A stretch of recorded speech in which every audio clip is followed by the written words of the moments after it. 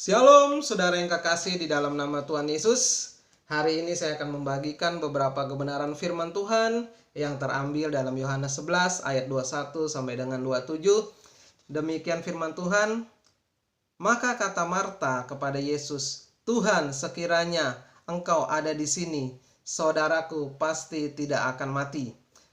Tetapi sekarang pun aku tahu bahwa Allah akan memberikan kepadamu segala sesuatu yang engkau minta kepadanya." Kata Yesus kepada Marta, "Saudaramu akan bangkit."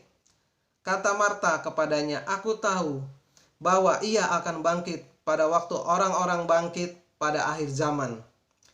Jawab Yesus, "Akulah kebangkitan dan hidup. Barang siapa percaya kepadaku, ia akan hidup walaupun ia sudah mati. Dan setiap orang yang hidup dan yang percaya kepadaku tidak akan mati selama-lamanya." "Percayakah engkau akan hal ini?" jawab Marta. "Ya Tuhan, aku percaya bahwa engkaulah Mesias, anak Allah, dia yang akan datang ke dalam dunia." Haleluya. Hari ini kita membaca suatu kisah yang sangat menarik, suatu kisah yang luar biasa tentang kebangkitan dan hidup.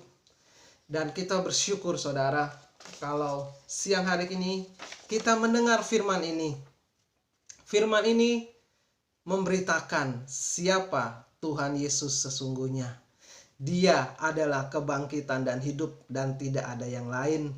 Dia adalah seorang juru selamat yang sejati dan tidak ada yang lain. Dan dia adalah barang siapa yang percaya kepadanya, ia akan hidup walaupun ia sudah mati. Saudara, kita sebagai orang percaya, kita bersuka cita siang hari ini. Kita membaca ayat ini, roh kita menyala-nyala. Karena kita tahu hidup yang kekal adalah bagian di dalam kehidupan kita. Sebab kita mengikuti Yesus Kristus Tuhan yang adalah kebangkitan dan hidup dan juru selamat yang sejati dan tidak ada yang lain. Siang hari ini kita renungkan firman ini tentang Marta, Maria, dan Lazarus. Marta dan Maria mengalami suatu kegundah-gulanaan di dalam hatinya. Karena apa? Karena Lazarus sedang sakit dan Lazarus sampai meninggal, saudara. Satu hal yang Marta dan Maria harapkan, Tuhan Yesus ada di tempat itu untuk menyembuhkan Lazarus. Yang saudara perlu tahu, Tuhan Yesus menunda kedatangannya selama 2 hari lagi. Baru kemudian Tuhan Yesus berjalan ke kota di mana Marta, Maria, dan Lazarus tinggal. Dalam perjalanannya ke sana, Lazarus meninggal, saudara. Marta dan Maria sangat sedih hatinya. Sangat mungkin ada sedikit suatu pertanyaan di dalamnya. Bagaimana ini? Bagaimana Lazarus? Bagaimana apa yang terjadi kemudian? Aduh, saudaraku sudah meninggal. Saudara,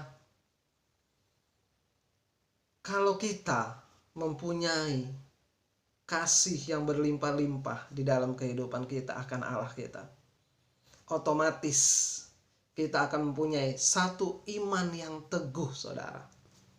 Kenapa saya bisa bilang begitu? Iman yang teguh perlu kasih akan Allah yang berlimpah-limpah. Amin. Bahtera di dalam kehidupan kita, jika kita penuhi dengan kasih Allah, bahtera tersebut tidak akan pernah tenggelam oleh kekhawatiran. Bahtera tersebut tidak akan pernah tenggelam oleh yang namanya kebencian. Bahtera tersebut tidak akan pernah tenggelam dengan masalah-masalah kehidupan yang menghancurkan kehidupan orang percaya. Karena apa? Kasih Allah mengalahkan segalanya. Wow, luar biasa sekali. Di ayat ini kalau kita renungkan, Tuhan Yesus ingin menyatakan kasih-Nya kepada keluarga Marta, Maria, dan Lazarus ini.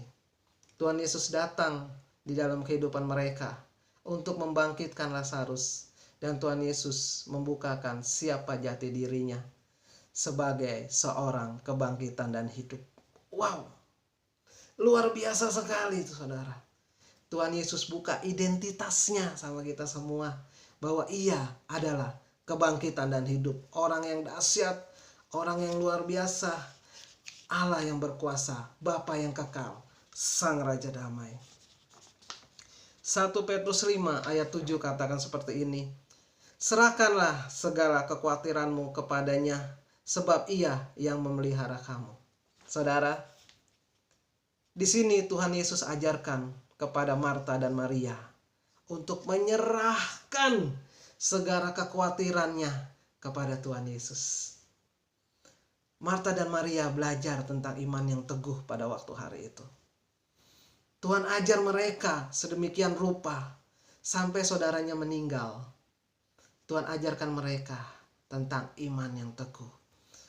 Saudara, kita juga mau belajar siang hari tentang namanya kasih Allah dan iman yang teguh. Kalau kita memiliki iman yang teguh tapi kita nggak punya kasih Allah, percuma saudara. Mengasihi Allah adalah segala-galanya dalam hidup kita.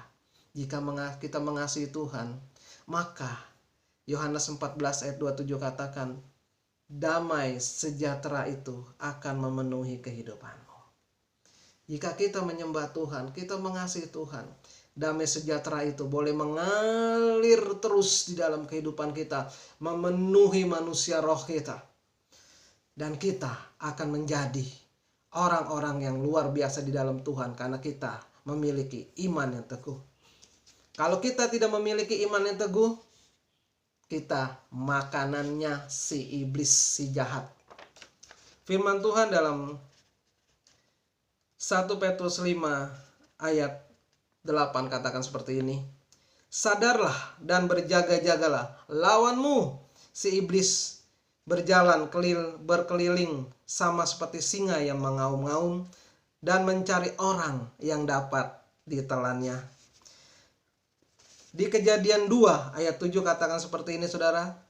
Ketika itulah Tuhan Allah membentuk manusia itu dari debu dan tanah dan menghembuskan napas hidup ke dalam hidungnya. Demikianlah manusia itu menjadi makhluk yang hidup. Kita berasal dari apa saudara? Debu dan tanah.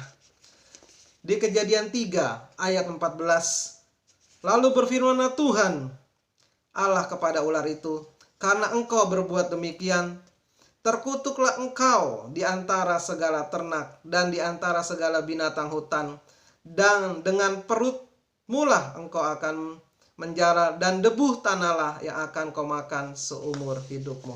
Saudara, makanan iblis adalah debu dan tanah. Debu dan tanah di Kejadian 2 ayat 7 katakan,